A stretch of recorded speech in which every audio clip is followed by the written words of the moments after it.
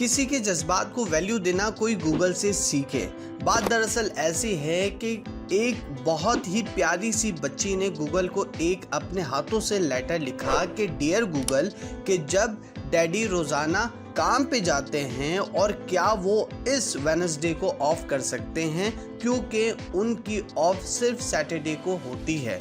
From Katie, क्योंकि इस दिन डैडी की बर्थडे है। अब क्योंकि बच्ची के अपने डैडी के लिए ऐसे जज्बात थे तो ये लेटर पहुंचा उसके डैडी के सीनियर मैनेजर के पास और उस प्यारे से लेटर का उन्होंने यूं जवाब दिया, डियर कैटी, बहुत शुक्रिया आपकी प्यारी सी रिक्वेस्ट का।